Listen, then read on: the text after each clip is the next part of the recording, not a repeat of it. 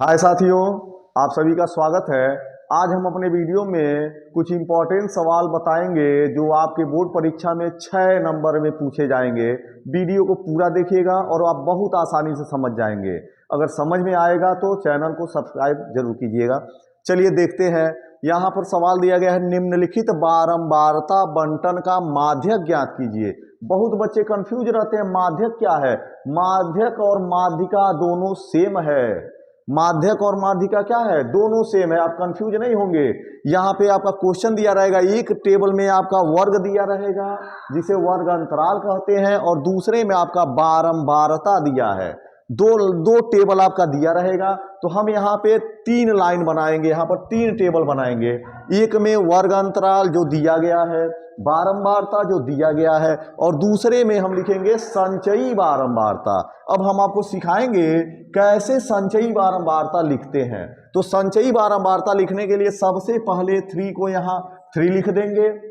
3 में 10 ऐड करके हम क्या करेंगे, यहाँ लिख देंगे, 13 हो जाएगा। और 13 में 20 जोड़ेंगे तो आपका हो जाएगा 33। 33 में जब आप 13 जोड़ेंगे तो आपका हो जाएगा 46, और 46 में 4 जोड़ेंगे तो आपका हो जाएगा 50। तो ये जो हम टेबल कंप्लीट किए हैं इसे कहते हैं संचयी बारंबारता।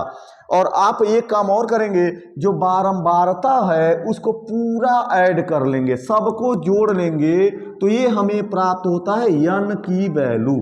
n इज इक्वल टू हमें प्राप्त हो जाएगा, ऐड करेंगे तो 50। n का मान कितना आ गया, 50 आ गया। तो हम क्या करेंगे, हमारे पास देखिए माध्यक निकालने का यही फार्मूला है, mi बराबर L1 plus L2 minus L1 अपान स्मॉल f n अपान 2 माइनस कैपिटल F। यही फार्मूला है।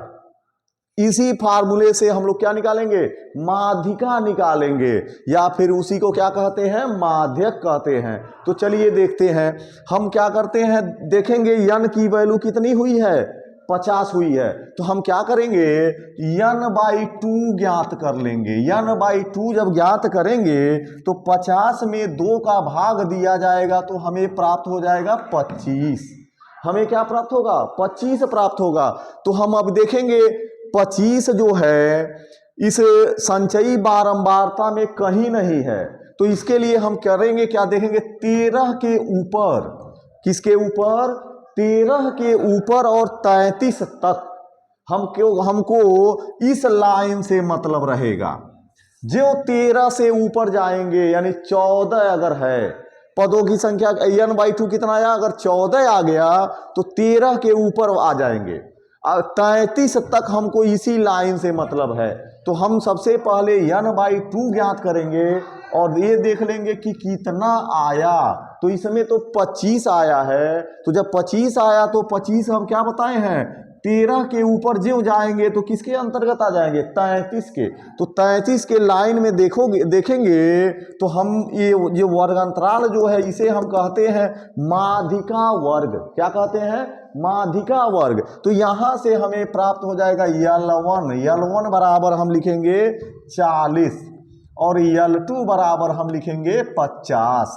यही माध्यिका वर्ग है। इसमें हम L1 बराबर कितना हुआ, 40, और L2 बराबर कितना हुआ, 55 है, सॉरी, यहां पर L2 बराबर कितना है, 55 है। और फिर देखेंगे इसके जस्ट बगल में जो है बारंबारता वाली लाइन में वह होता है स्मॉल f का मान। ये स्मॉल f का मान कितना हो गया, 20 हो गया।